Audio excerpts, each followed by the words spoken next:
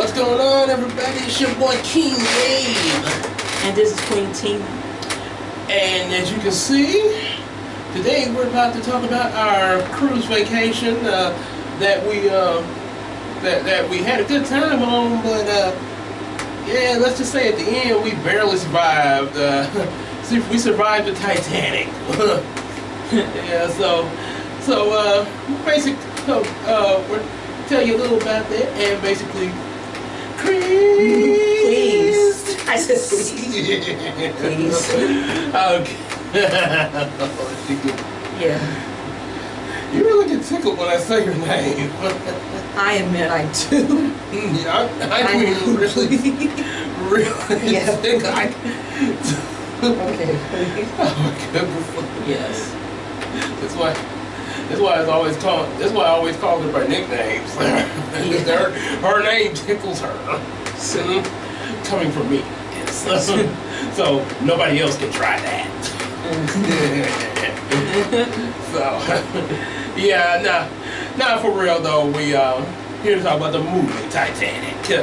But we were on vacation though all this week though, as we're recording this. The day after we're shooting this will be the last day of our vacation together from our day jobs. You know, like just like superheroes. You know, superheroes, they have to have day jobs too.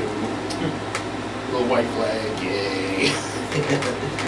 Yeah. At least it was good while it lasted. Oh, trust me, it was. If y'all, if you don't think so, check the new playlist I just arranged with videos of some of the stuff we did, like the GeekCon, and of course our trip to the aquarium. So that will tell you a couple of things that we did, and then just pretty much relaxed. I guess relaxed.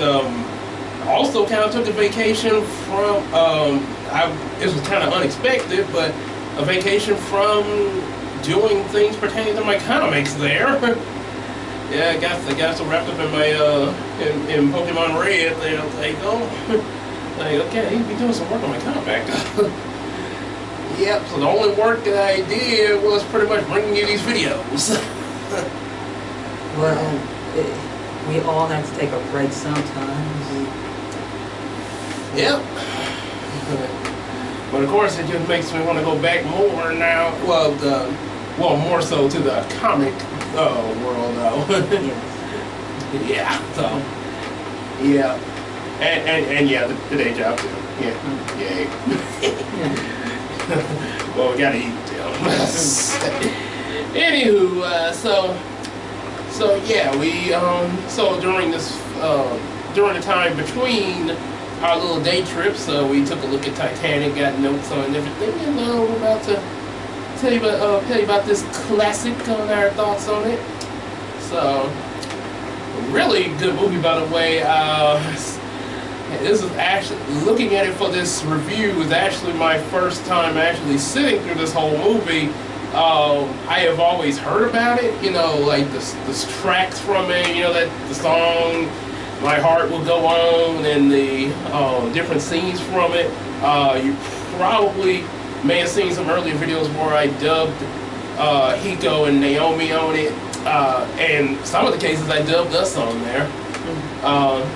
Now, of course, like I say, seeing how this was my first time actually looking through the whole movie before making those videos, but just seeing those clips, yeah, that was so. It's definitely was a lot more to it than I thought there was there. So yeah, we're definitely gonna share what we got to say on that there. I remember I saw trailers back in the 90s of the movie, and I think there is one time they showed it on TV, and I think the only clips I remember when it was shown on TV was when it got to the ship sinking and the people were in a panic. Oh yeah. Yeah, I think that's the only scenes I remember is the disaster scene. I know that's one of the things that is one of the many things that is the most memorable because it's actually based off the actual sinking of the Titanic there. So this is something that really happened. Of course, I think you mentioned to me there was some things the movie added to that there. Well, it's half fiction, half non-fiction. Well, the fictional part is the characters of the movie. Well, some of the characters, like Rose, as well as a guy named Jack. These two are fictional. I think there's another guy named Cal. He's fictional too, as well as her family, Rose's family, and the entire ship, the Titanic as a whole, as well as the disaster scenes and everything. That is real. It did happen by a natural event. Yeah, and probably the reason why, like you said, half fiction, half non-fiction. Because yeah, if you just did, oh, this is the Titanic sails, then a disaster. Yeah, it would be more. It probably be more as a documentary doing it that way. Yes. So in order to make a feature film, yeah, you got to do the formulaic movie style of having some characters to follow in this disaster. Yeah. In order to make the movie flow. Right. It's sort of like the maybe not a complete example compared to, but it's sort of like what they did with movies like Ten Commandments, which is a really good masterpiece. You know how they do stuff like with Moses and Nefertiti, stuff like that there, or how when they took the golden calf scene and made it, instead of him throwing the stones and saying melt the calf and drink from it, they made it where he threw it at the calf and it exploded and opened up the bowels of hell. Well, I think the Ten Commandments was 3.5 hours long. Yeah.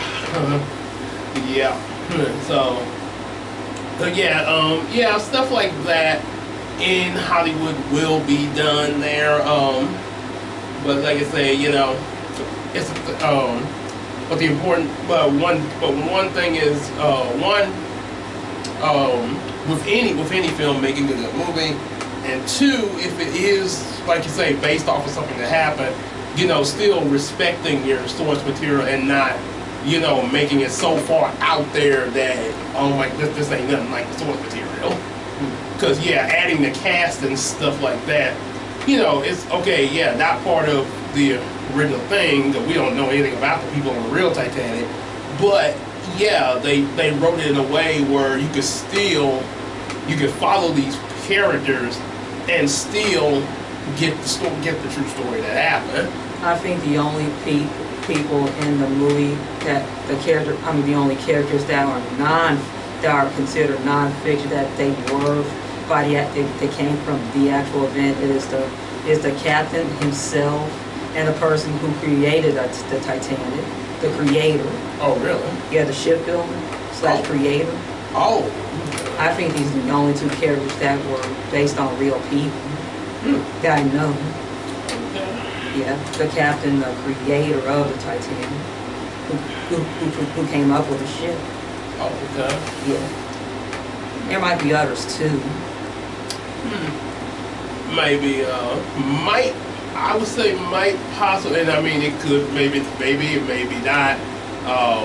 But just off of a guess, I would think that out of the family members, probably Rose and possibly Jack there. Yeah. Just maybe they might have, maybe in the real incident they may have had different names there. It's, you know, it's just a possibility there. I'm not, don't think like, ooh, Gabe said this for sure. No, I'm just guessing. Okay. Don't quote me. Don't quote me.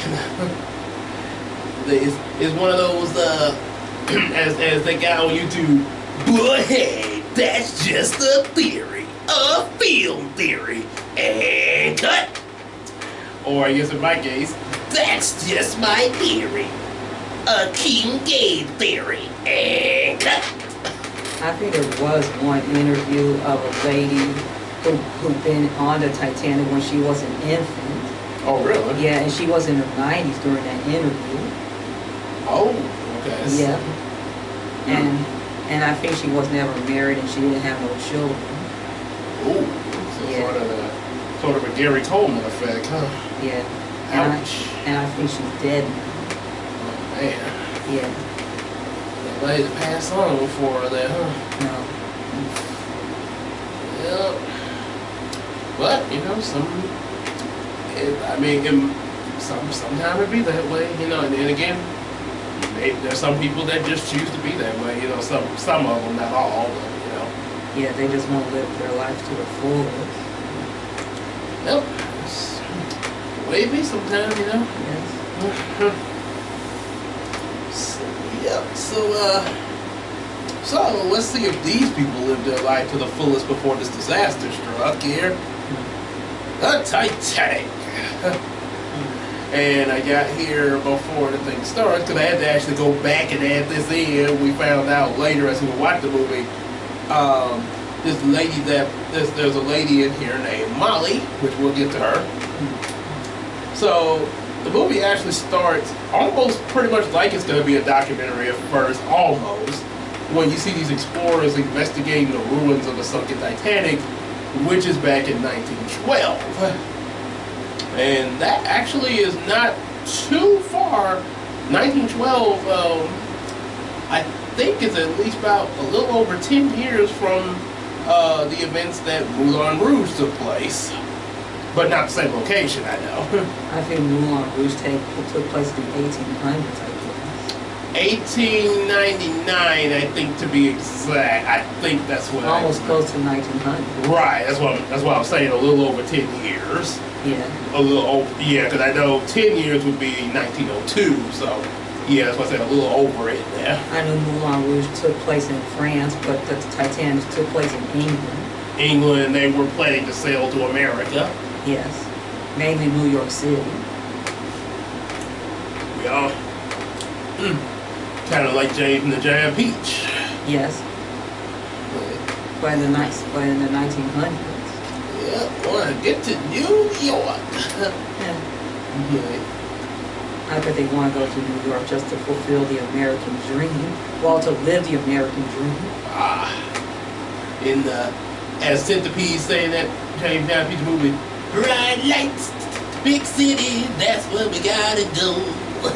I bet people all over the world have that in their mind, living the American dream. Outside of America. Pretty much, a lot, yeah, especially their version of the American dream a lot of times. Yes. Yeah, sort of like when you look at different movies like High School Musical as a kid, you have your vision of what you think high school is going to be like.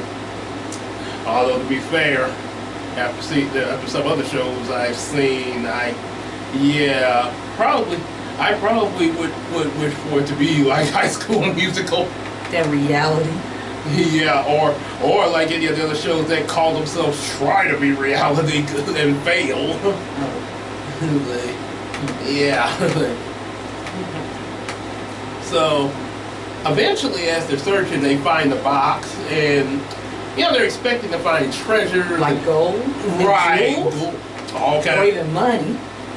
Well, I tell you, it probably wouldn't be our current like paper money or nothing like that, but yeah, the gold, jewels, diamonds, yeah. That they could be rich. Oh yeah, they could get some pretty good currency off of that. Yes. And also a special necklace known as the heart of the ocean. Yes, the heart of the ocean. But sorry, thank you. Excuse me. But what they do find is a painting of Rose, which of course is one of the survivors. And when it's shown on TV, Rose in her old age, because this is in the 90s when these explorers are doing all this, the 96, as they say, 1996. Rose is like over 100 by this point. Wow. She lived a very long time for an old lady.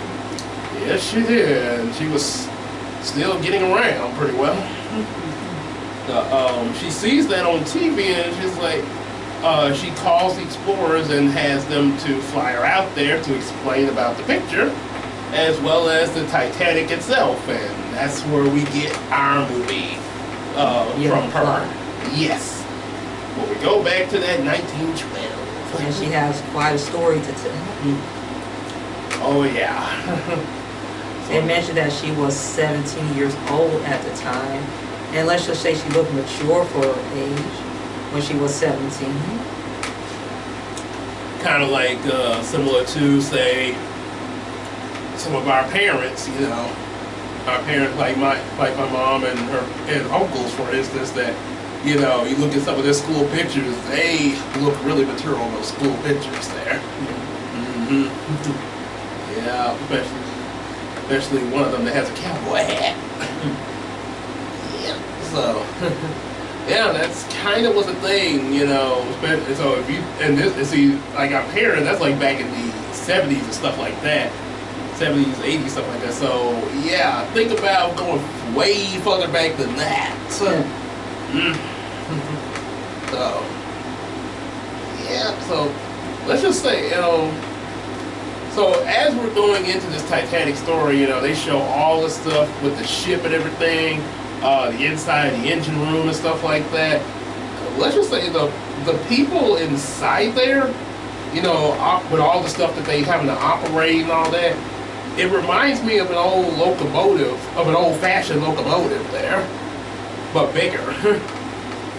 And even the captain, the way he's dressed sort of reminds me of an engineer, or a conductor, you know, of a train. And the captain looked just like the original captain from the original Titanic. They got the details right. Yeah. That's good accuracy. Well, they did do their research. Yep, that's very important when making a movie, even for an adaptation. You know. Well, the inside of the ship also remind me of a factory. Oh yeah, because of all the stuff in there. Yes. I know cruise ships nowadays are more advanced because machines taking over. Yeah, more advanced machines. Yes. Yeah, the machines are taking over inside the ship, so the humans just could operate just the top part of the ship. That's it. They probably have a Stark Industries ship now. Yes, with all the advancements. Probably have like that arc reactor in there or something. Yes. As you say, good, efficient, clean energy. Yeah.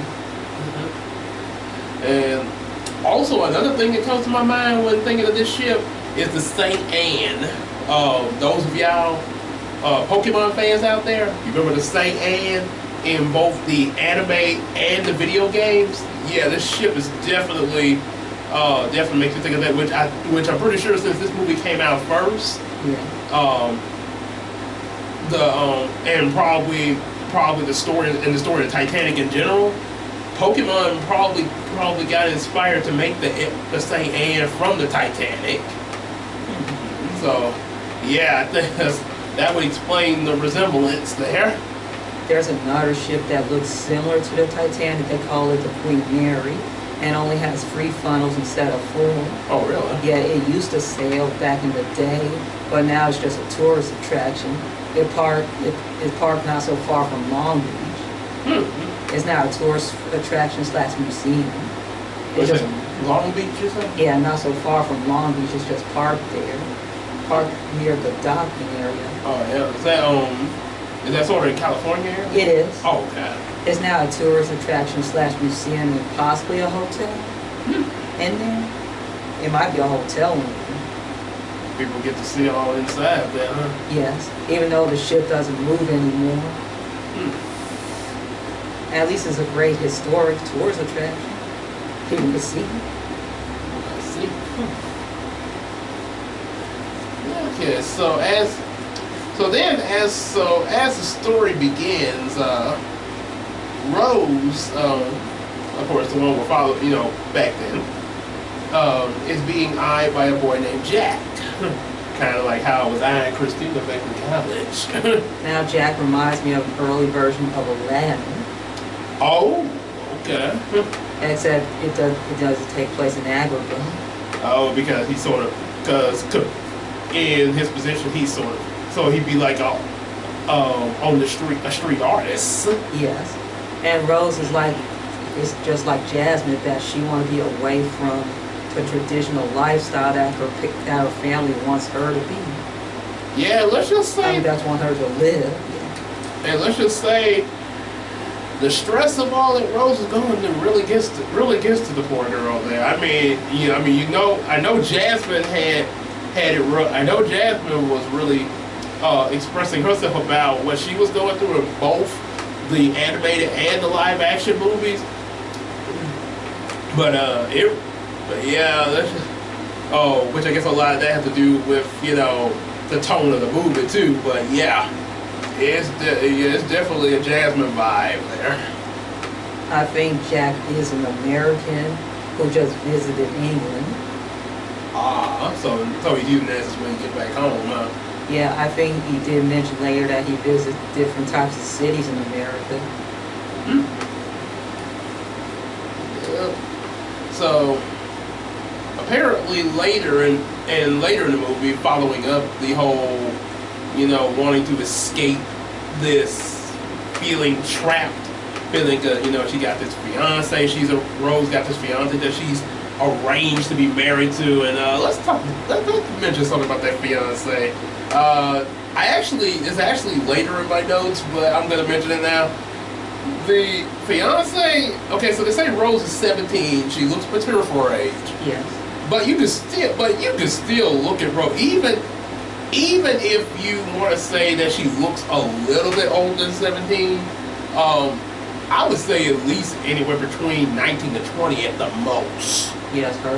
Right, so pretty much no more than a college. So this guy that she's arranged to be married with, she's supposed to be 17, and this guy looks like he's around his 30s. Ugh. Yeah, think about that for a second. And I know he's obnoxious, and by the way, his face it looked like he put on a little bit of makeup to look himself more presentable. And especially his eyebrows, they look like they've been arched. Mm. And let's just go back to he looks like he's in his 30s, engaged to a 17-year-old. I know times were different, but yeah, that is still, no matter, I don't care what year it is, that is still creepy. That is, oh my goodness. At least if things are changed now. Well, yeah, but you still got some people that will try stuff like that. Yeah, I got one guy on Twitter saying he met his wife as a baby. Okay. I hope I'm very far away from him. I bet people have questions about it. Yeah, okay. Okay. It doesn't matter if he go up to the bar and tell his friends that man, I'm so happy with my wife. So when did you meet your wife? I first met her when she was a baby. What? Okay. We're gonna take those beers to go, please. We're gonna take those beers to go. Like it's always. Can you make that to go? You don't know how lucky you are. So yeah, and let's just say Rose probably. So for all the stress Rose is already going through, and throw on a 30-something-year-old man on top of it to be her husband, yeah, I think, yeah, in Rose's position, yeah, I can see why she'd want to run out of there. yeah, I'd be wanting to run too. I know there was a scene she was just running out and she tried to kill herself. Yes, just to escape. Oh boy, and of course Jack showed up just in time to talk her back into getting back on the ship. It's like, yeah, I get, yes, life is probably pretty hectic for you, but yeah, you don't want to end your life. There are other alternatives, Rose. And he mentioned about the water being super cold. That I feel like 10,000 knives stabbing you when you jumped in there. Oof. Because the water is so cold. Well, thank God Jack did step in. If he did not step in, Rose just could have just went through with it and just end up dead. Yeah, and then that would have been a tragedy before the show. Yeah. Probably I'd say a bigger tragedy, because I know, but that was like 1,000 lives that passed on that ship. So, I mean, that's like millions of tragedies right there. Yes. So yeah, but that would have been one major tragedy before millions of tragedies. Yes. Yeah. A person committed suicide. Mm-hmm. Yep. I know in this day and time, I know people will just witness that suicide on the ship. There'll be a lot of eyewitnesses. Yeah. The thing was, at the time she was doing it. It was dark. It was dark at nighttime, so not a lot of people were in that area. Yeah. It just so happened Jack passed by there. And she thought she could get away with it. Mm-hmm. It says it was nighttime. Yeah. Let's just say Jack trying to talk her out of this sort of made me think of, I'm still trying to think of who that actor was that was in this I saw. But it was I don't know what the film was, but I just know it was a clip on YouTube I saw from a film. It was a guy dressed as Superman, and it was like he was dressed as Superman for an amusement park. It wasn't a real Superman, but for the kids and stuff. But yeah, Superman, and he put on this little skit for them and everything, like beating up some bad guys, pretty much sort of similar to the Turbo Man thing. But then this one kid, which makes me wonder who in the world let this kid out like this. This one kid comes out with a real gun. What? Holds it at the gun, saying like Superman, can I shoot you? The bullet will bounce off, right? Even if that is the real even if Superman was real, kid, really, why would you come out with a gun? And two, why would your parents let you come out with a gun? I see this type of image in a dream. Well, it actually was a dream. That's what it ended up being, but yeah. But I know in real life they wouldn't get that far. The parents would not let their child to have a gun. They wouldn't. That would not be happening. I would hope it wouldn't be. So the thing that this made me think of compared to Jack saving Rose was how Superman talked to the little boy. So he does, because a lot of kids are thinking he's the real Superman and everything. So he did it real carefully. Like, hey kid, but think about this: if you were to shoot and the bullet bounced off of me, it could hit somebody in the crowd. You wouldn't want that to happen, though, would you? Now give me the gun. And yes, so that's kind of similar to Jack trying to talk Rose out of it there. Yeah, so pretty much similar to that there. It's like, what would you do situation if you see this happening? Mm-hmm. It's time to intervene. Yep, and he still had to be real cautious too, because like I said, that kid could have pulled being how he was and not knowing, that kid not fully knowing what he's doing, he could have pulled that trigger at any time. Yes. Yeah. And in Jack's case, Rose could have jumped at any time there, in the way she was feeling and stuff. And there were some other witnesses that they think Jack accidentally raped her or anything, but Rose did explain the whole situation that he saved her. Right. She changed it up just a little bit, but she did mention that he said which he did save her though. Yes. So. Yep. So and because of this, they decided to this saves Jack from getting arrested, and he's invited to a dinner with Rose and the family. And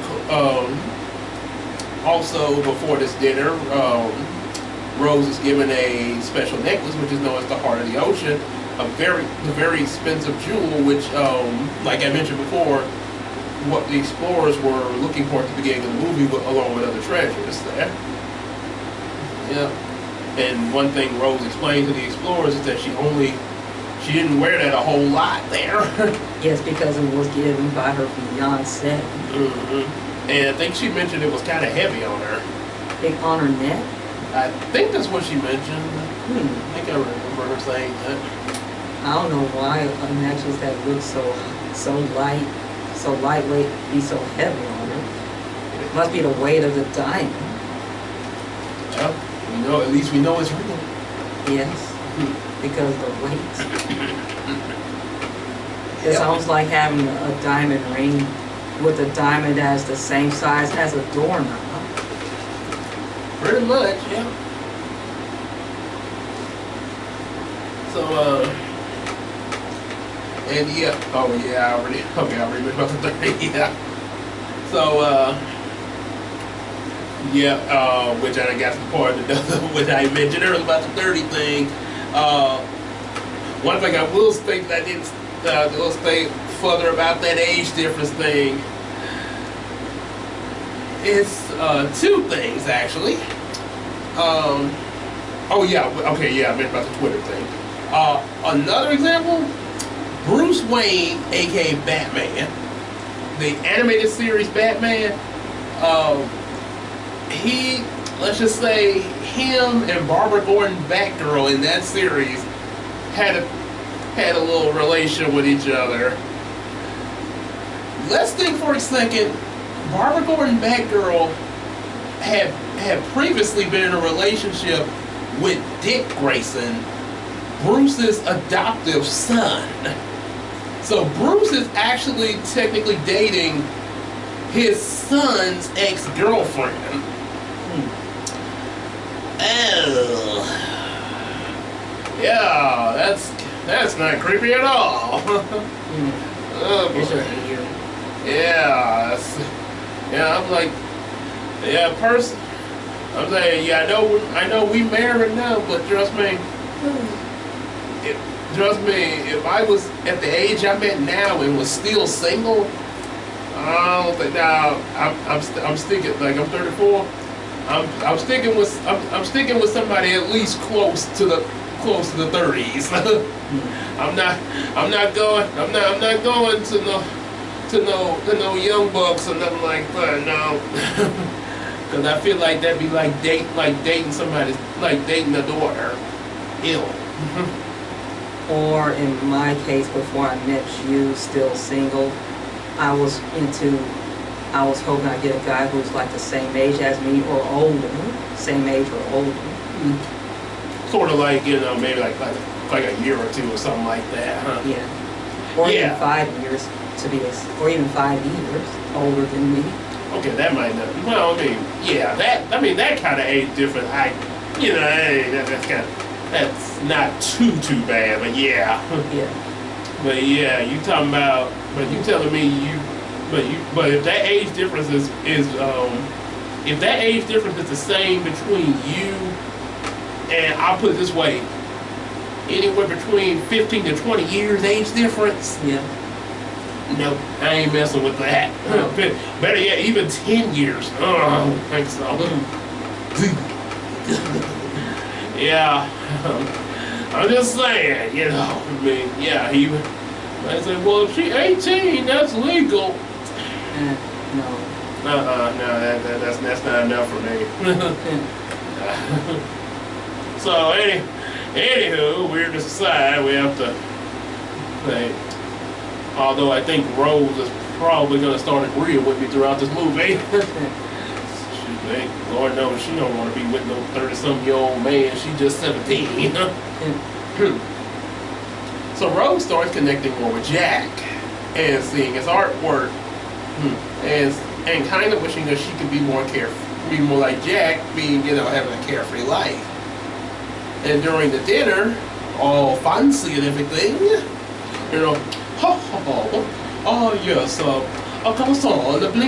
bring us the tea. So I just finished my game of golf. Okay. And the way a lot of the family seems to be looking at Jack with those judgmental eyes. Oh, yes, you're the one that rescued your girls. Oh, in third class. Very pity. It'll be worse if he was black. Oh, yes, yeah, that was kind of one thing that kind of came to my mind, seeing how they were looking up on him and, looking down at him. Yeah, it kind of made me think about that, especially with the time period this was in, too. And as a matter of fact, they even mentioned that some of the people on the ship were slaves. Some of them? Yeah, because I think Jack even mentioned it. I think they had some Jewish people in the ship, as well as some Asians. Yeah, and as y'all know, just like how rough that African Americans had it in the early years, coming up and stuff like that. Yeah, Jews kind of had that rough too there, especially with the Holocaust and stuff. So yeah, that was kind of rough for them side there, and possibly could have been some other people involved in that too. But like I say, African American Jews I know really had some rough times there. Yeah. One thing I do like, one person I really do like in the family the most, aside from Rose, because I know Rose is warming up to Jack, and this is gonna be our two leads we're following. But outside of Rose, though, Molly is actually, that's why I had to go back and put her name back in there. When I found out, Molly is the only one in the family that, she finds out about Jack, asks him different things about him, but she doesn't judge Jack, though. Instead, she tries to, get the people on his side. Like, hey, y'all quit looking at him. Like, sort of gives the family those non-verbal communications of, hey, cut that out. He's a person like us. And I think she's the one who gave him the suit. Yes, they got the. Yeah, that's where he got this. Yeah, she mentioned that Jack was close to her son's size, and yeah, to sort of help him out there. Yeah. Her intentions were like I say, basically to get just to sort of give Jack some help getting around the family. Yeah. Because she knew how the rest of the family was. Yeah. Molly was kind of that black sheep of the family there, which for Jack was a good thing. Sometimes we need that black sheep there. Yeah. Depending on who it be, that black sheep be a big help. So let's just say after the fancy dinner and all put up and everything. Obnoxious much? Yes. Then Jack shows Rose a real good time. Sort of. I didn't think of this. This just came to my mind just now. Sort of like a certain guy, like a guy told me back as a kid once when I said, hey kid, why don't we go to McDonald's? McDonald's? Let's get some real food. And went to El Chico. El Chico. Get some real food. So, in showing Rose a good time, they end up going to what's considered, like I say, this is by the society a low-class party, but trust me, this is what y'all consider a low-class party. This thing is pretty lively to me compared to what we just went to with the fancy folks. Nah, this one, I want to go down this party here. Look like they having a great time down there. It sort of reminds me of the party from Eric's ship in The Little Mermaid. Yeah, with that, because I remember I had the Little Mermaid track on my my MP3 player once I used to have. and they called that the track for this because they had both the songs and the score of the movie, and this one was called Jig. When the music that they played during the ship party. So yeah, it reminds me of that there, and also reminds me of certain events like you see in the Jeremy Sisto in the Jesus movie where the actor Jeremy Sisto played Jesus. Like when they went to the wedding in Cana, you know, they had the and also in some other scenes on the outside, like there was one scene of the movie, guy was kind of doing some happy shouts, and then it led to them beating some instruments, and Jesus was like, okay, hey, let's get on. Yeah, well, good time. Went to the well. Andrew, splash. Just having some fun with his disciples there. Even Jesus knew how to have a good time. So, yeah, this was a pretty cool party. And yeah, they did, and yes, they did get a little. There was a little drunkenness, you know, they got a little drunk here, but trust me, it was still a pretty good party. And compared to, now I'm not saying every party, but compared to some of the parties that we have in today's time, this would probably be a lot safer to go to. Yeah. I'm just saying. Because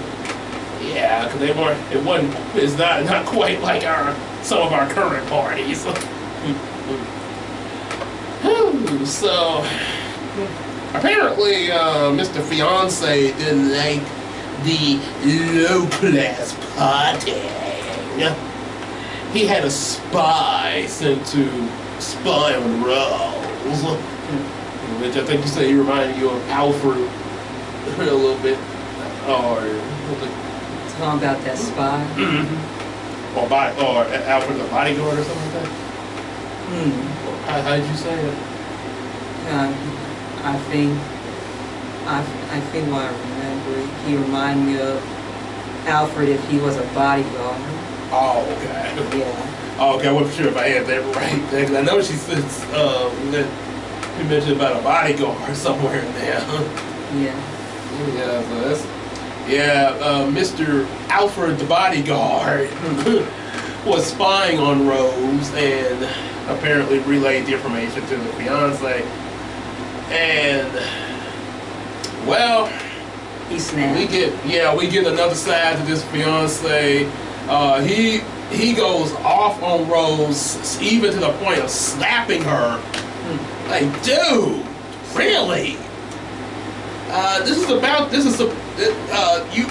You're arranged to marry her. I would think you would at least try to treat her right. Yeah, that's gonna make her not want to marry you, boy. I know she was scared. That's like when. When he left, the maid came by and Rose told her it's just a mess. It's just an accident, even though it's not. And let's just say her facial expressions doesn't lie. She's crying. If only the maid knew. Yeah, and like you say, being with the being scared thing. Yes. One thing to know about, this is 1912, by the way. So not too many ladies were speaking back. Now, of course, you did have ladies like Molly, who were pretty much like spoke their mind and everything. It was pretty much free will. Yeah.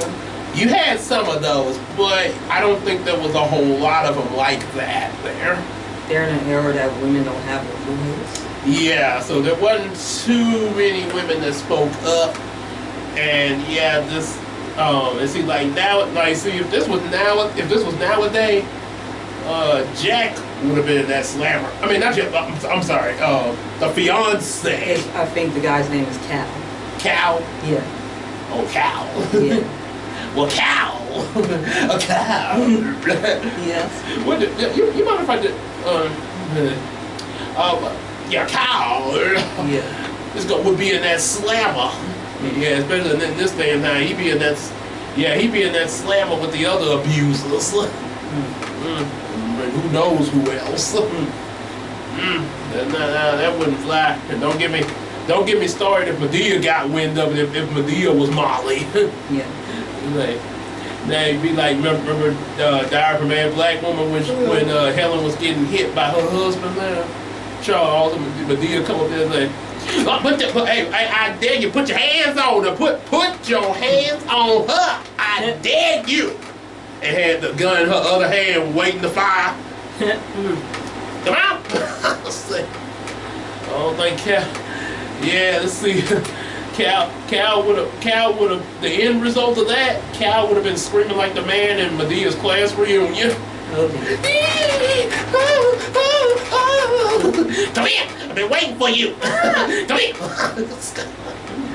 Oh man, but yeah, we weren't that fortunate back then. Yeah, we weren't that fortunate. So this kind of made me think of the guy from Moulin Rouge. Any of y'all seen that movie? The guy who they were trying to make a deal with for this play and everything. And part of the deal was for him to finance this play, he wanted to pretty much be Satine's lover, the main lady of the Moulin Rouge. And yeah, if anybody else got between him and Satine, well, I don't want people to think of me as a jealous man. I just don't like other people touching my things.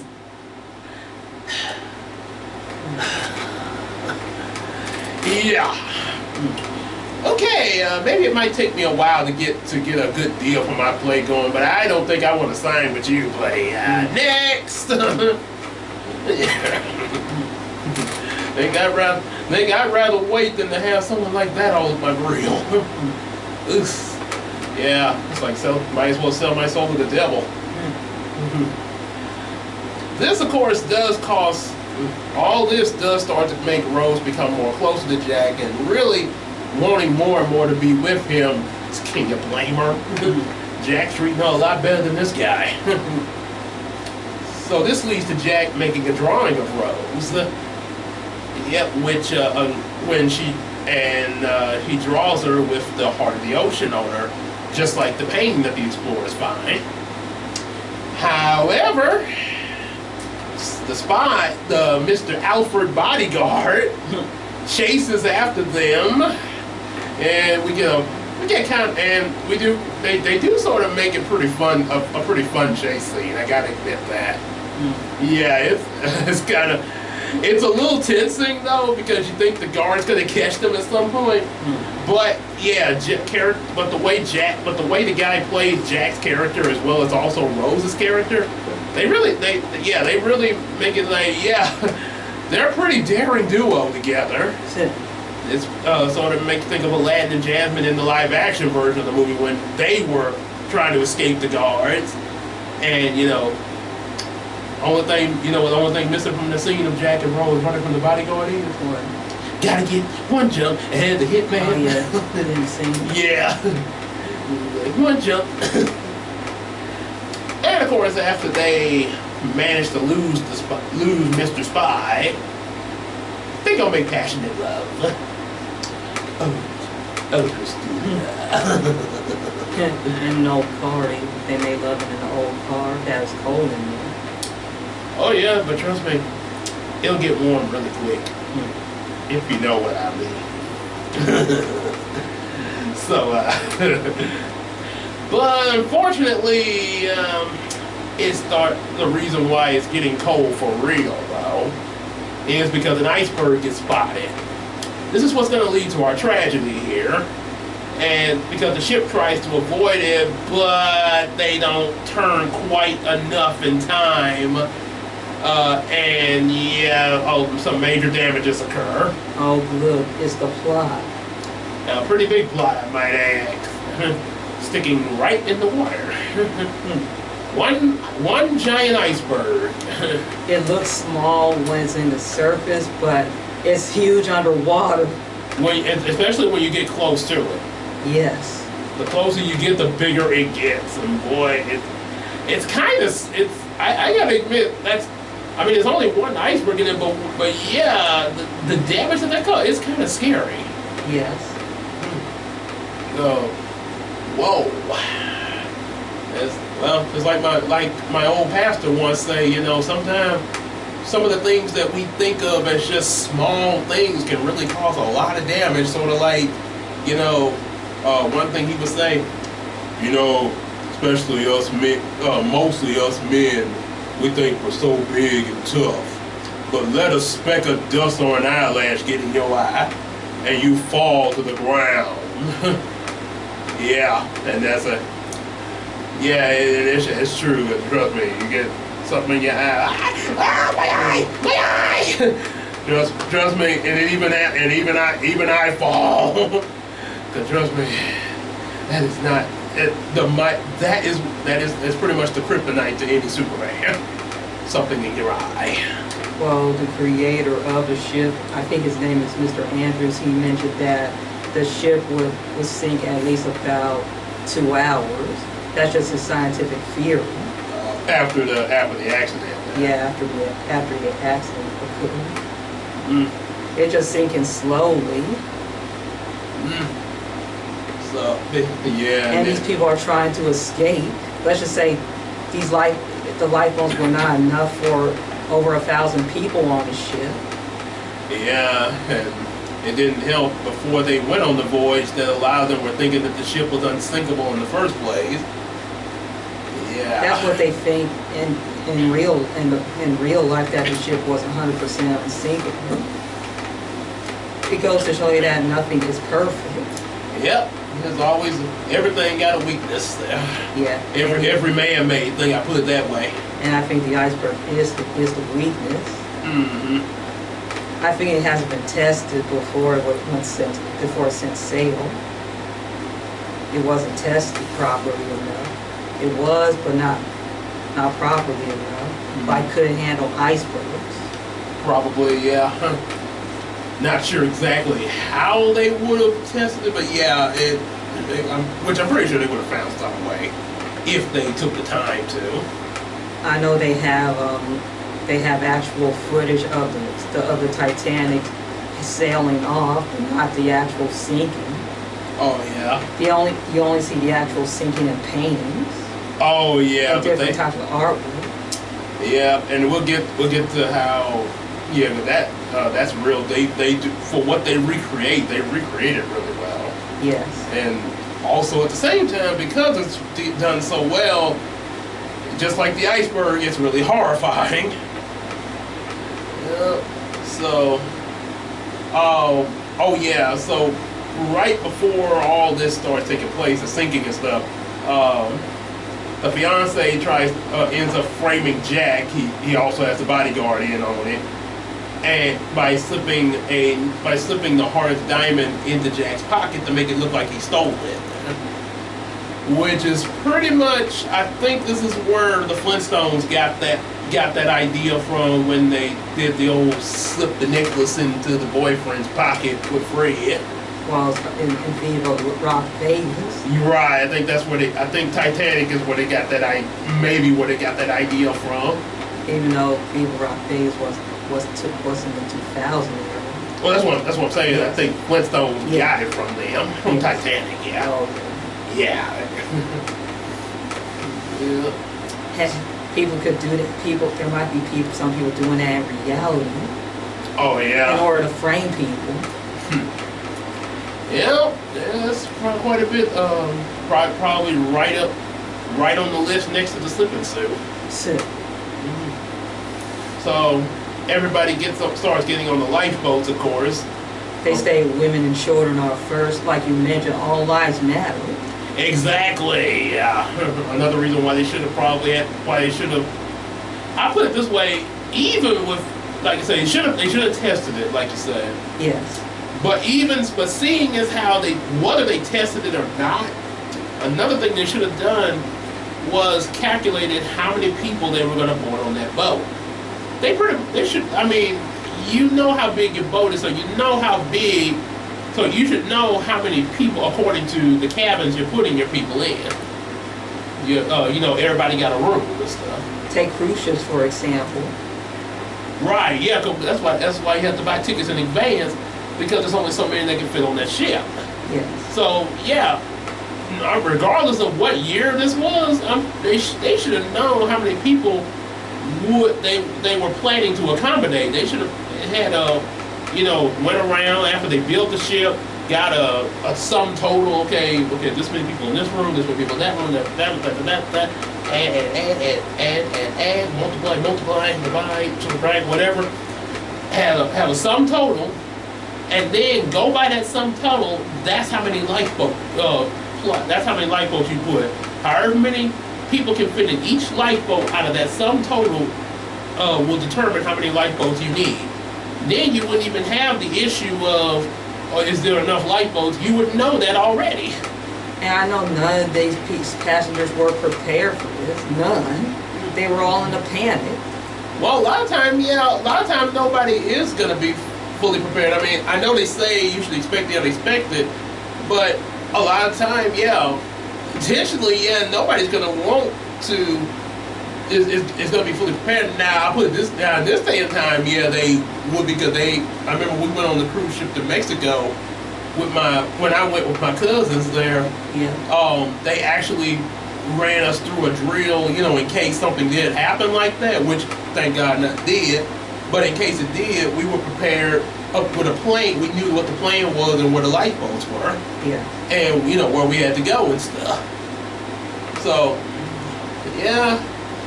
So, and there was certain scenes of a band playing while the disaster was going on. They were still playing their instruments.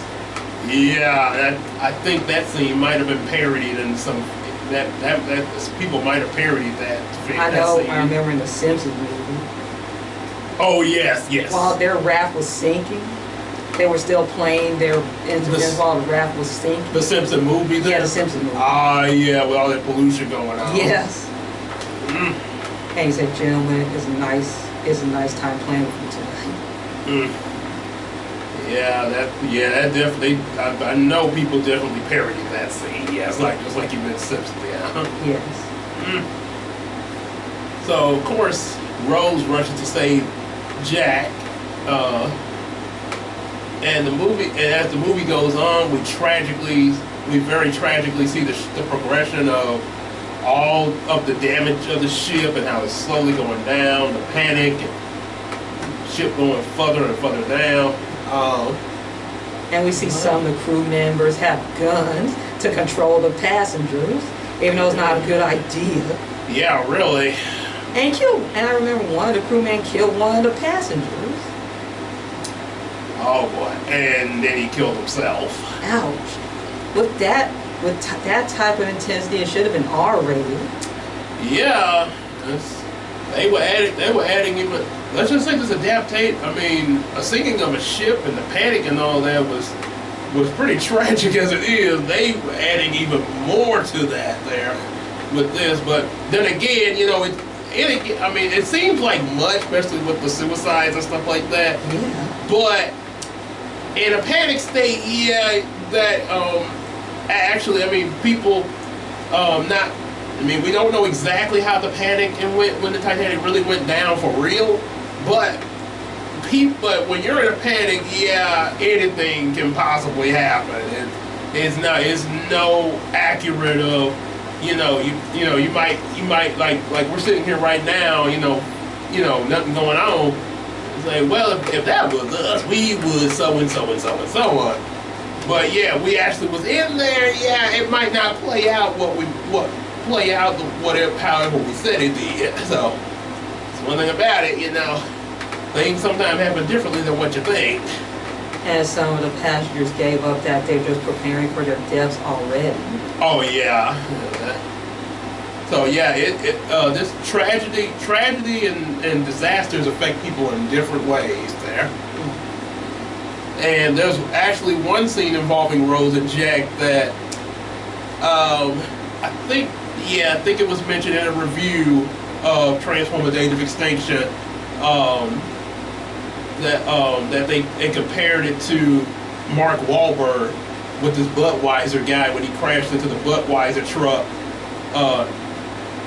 You guys are gonna pay for that, right? Shut up! And the agent of the he said, "You better have insurance." Oh yeah, that's right. Oh, insurance. Yeah, you better have insurance. And originally in the movie he said, "This is a spaceship, man. Try getting insurance on that." Takes him a Budweiser. Ooh. I guess translation screw this. Honey, give me my alien blaster. Yes, Dad. So in Titanic, there was a guy that was yelling at Jack and Rose about I think it was I forget what was it? It was. It's something about insurance or whatever. I'm not sure. Oh, okay. So that's why they made the comparison. Okay. Yeah. Insurance, and Jack and Rose turn around. Shut up. Yes. Yeah, really, you're really worried. Now, it makes more sense in Titanic, of course. I know that was a joke for Transformers or Bayformers, but Titanic, that actually made more sense because their lives are on the line. Exactly. The ship is sinking. What insurance? What insurance are these two gonna have to worry about in a sinking ship? Only thing that's a concern is being alive. I know as time progresses, you see the ship split in half. And that, oh boy, you talking about some effects? Oof. I don't know how long it took y'all to make some of those effects, but golly. I know it took them like more than a year. I mean, that looked like it was really happening. No. And some people fell into the disaster. They fell into it while it was splitting in half. That I'm imagining. If anybody knows how long it's like, maybe the people who worked on this movie watching this video, or anybody in general know how long it took to make this movie. Oh, please let me know, because I'm just guessing.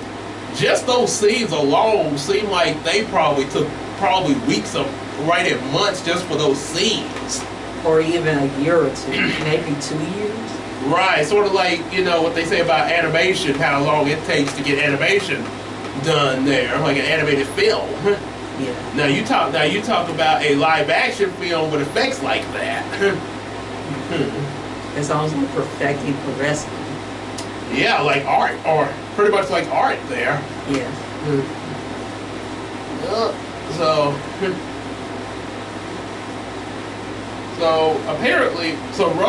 eventually Rose is offered a chance to board one of the ship, demanding women and children first. But she does not want to go without Jack and runs back to Jack, and it causes her fiance to chase after them with a gun. Let's just say the fiance is crazy. Yeah, before he chased after them, Rose did stand up to him. She did take a stand. I thought she was gonna kneel between the legs or something like that. Probably should have. But she did spit in his face though, which hit him in the eye. Where she could escape. But that didn't work. But yeah, I bet if it was you would have beat him in the legs, wouldn't you? Yes. Yeah, if you do it really hard. Well, slap him and then kick him in the legs. Yeah. Then while he's down, do one more hit to knock him unconscious and run. Yeah, and it'll be a while before he gets up. But of course, they didn't. But yeah, he starts chasing after Rose and Jack. Let's just say the fiance turned into Scar from the Lion King now. When with you think it's all over Scar, like run away, Scar, and never return. Yes, of course, as you wish, Your Majesty. And then they turn to National Geographic fighting each other. Yeah. In this case, I guess National Geographic of a 30-something-year-old douchebag chasing a couple of teenagers. Yeah, that sounds pretty stupid when you say it like that, don't you think? 30-something-year-old douchebag trying to kill a teenage boy because he's run off with the teenage girl he wants to marry. Yeah, I guess we know who to root for now. We root for Jack. So, and of course, there's even a scene where they manage to even save a little boy. Well, they try to save this little boy. However, the father causes him to drown because he goes the wrong way in the ship when he gets the boy. And eventually, the entire ship sinks. Jack and Rose try to hang on, but only Rose survives. Yeah, by the time some people get out there, to see if any survivors are out there, Rose is actually, I think there's a few others, but Rose is the only one shown in that scene that's still alive because Jack put her up on top of this painting. Yes, so Jack wasn't up there with her. It was only big enough for Rose, and he stayed, and so he was stuck in the water beside her and froze. Remember, he mentioned earlier how freezing that water was. Well, he gave up his life to save hers. Mm-hmm. So, yeah. He did a WWJD, what would Jesus do? Pretty much, yeah. Well, Jesus sacrificed his life to save other people from sin. Yep. So yeah, Jack paid an ultimate price for Rose there. Yep. He did, and Jack told Rose to make a promise for him to fulfill her life, and she could just live as an old lady in a warm bed. Oh yeah. Yeah. And she fulfilled that promise to Jack. Yep, she did, and thus the whole story wraps, and a lot of the people that Rose is telling the story to is, really moved by this. And we noticed that her former fiance survived, was one of the survivors. Yeah, I was kind of hoping he'd be dead. Well, he did. She did mention that he died from suicide in the stock market crash in 1929. Ouch. Well, I mean, dead about the Titanic thing. Oh. Yeah, because him trying to chase them around with the gun and stuff. Yeah. Yeah, pretty much like how Star was eaten by the hyenas. Yeah.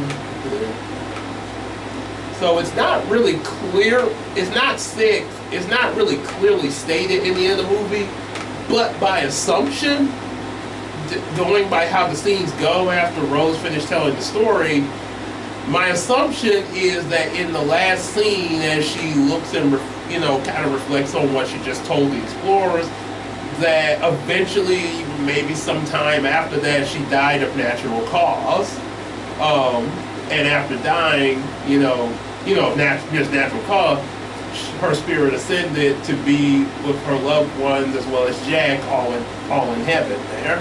Well, the people who died in the ship. Mm-hmm. Kind of a reminiscence of Les Miserables, the final scene where the guy that Hugh Jackman played had died and ascended with the mother of this little girl he was taking care of, and her spirit was singing to him as she led him to heaven, like, "Come with me, where there is no more crying." And I remember it in the end game when Cap was a really old man. They showed a scene of him back in the 1940s in his younger days reunited with Peggy Carter, and they had that dance. Oh yeah, he did. He did say he never had that dance, and now he did. Yeah, we might assume that he may have died. Yeah, we like I say, they say in Far From Home that he passed, but like I say, you never know with Marvel. We do know that Tony died though. Yeah. But yeah, it's not. Ooh, excuse me. Yeah, it's not completely certain with Cap there. But another, and then of course that what I mentioned, that comparison to Les Miserables, they did something similar to that since the guy was played by Hugh Jackman. They did something similar to that with how it should have ended with Logan, with the X-Men there. Yeah. Until Deadpool ruined that. Yeah. So, other than that was the Titanic. Yeah, very, very moving movie there. Definitely, which I'm pretty sure a lot of you have probably seen it by this point. If you haven't seen it, like we were just looking at it for the first time, I suggest you definitely go check it out. It's a long movie. You'll definitely need a good amount of time to sit through it there, but it's definitely worth it. Like the Snyder Cut. It's like a half love story, half disaster movie. Yes, and they meshed the two. They really meshed the two together really well for this adaptation. Like I say, half fiction, half non-fiction, and we know, and a lot of movies a lot of movies with real things involved in them have done this too, or just or even movies that are based off of a certain source material, will a lot of time add stuff to it there. However, in this case for this movie, it actually worked in the movie's favor, and with the stuff that was added with the characters, we actually had some people to follow with this disaster.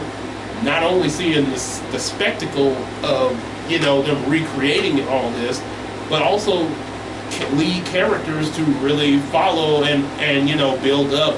Like, oh my God, I don't want them to die. So, yep, really good job on this movie. Definitely, yeah, like I say, definitely check it out there. Well, overall the movie is good, 5-star good, so good. I think it was nominated for so many awards, and it may have won an Oscar or two for Best Picture and effects. Oh yes, yeah. Even the actors must have got awards too for their performances during that time. Probably so. Let's just say this movie does live up to its time. Mm-hmm. I think by the year 2027, it'll be 30 years old. That movie will be 30 years old in 2027 since it was released in 1997. So it'll be a 30-year anniversary. Yes. I know now it's 25 years. Yes. Well, if Jack did survive with Rose, they would have lived happily ever after together, and they would both be married and possibly start a family, and they would grow old together. If Jack did survive with Rose, what their life would be like. Yeah, it is. It would have been possible. Yeah. Yeah, and they might possibly die together, possibly. Oh yeah. At the same time, you never know. And been reflecting upon those events. Yeah, and be reunited with the people who died in heaven. Yep.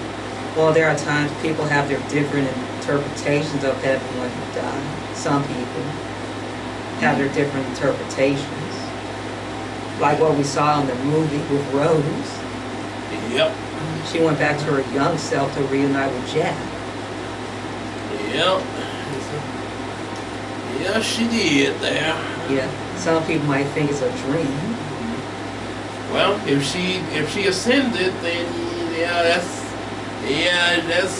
she just went to her eternal home there. Yes. Yeah. And that's, I guess that's one of the that sort of brings out the song "Our Love Will Go On." It's my heart. My heart will go on. So yeah. It can also refer to love too. Love, or in this case, probably both there, because there was love, and then the fact her heart and spirit. Yeah. Yeah, it also had a better soundtrack too. Oh, trust me, that soundtrack is one of the things that would really hook you into this movie. Yes, my heart will go on. Yeah, that's what made me want to watch it. Yes. I I think they did have replicas of the Heart of the Ocean necklaces back in the day. Oh yeah. Yeah, promoting the movie. And almost every lady wanted that. If they still sell it today, it might be on eBay for like over $100 or so. Says it's valuable. Oh yeah, so like a lot of things that's going on eBay now. Yes. Ooh, boy. Or in an online auction somewhere. Oh yeah. Yeah, eBay, Mercy, any of those online retailers. Yes. Yeah. Yep, like I say, definitely a spectacular. Yes, a must-see film. Mm-hmm. That make you feel like you're king or queen of the world. Especially when they still on top of the ship, yeah. Yeah.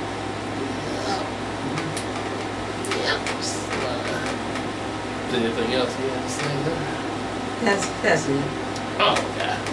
Well, hope y'all enjoyed what our 2 cents on that there.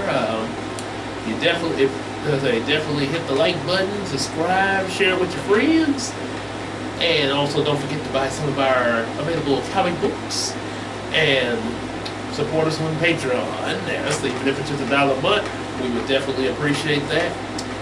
And we will see you in the next video. Not completely sure what it'll be, but trust me, we'll see you in the next video. You will know when we appear. Alright, bye everyone. See you later. And now it's time for our heart to go on. Our hearts. I can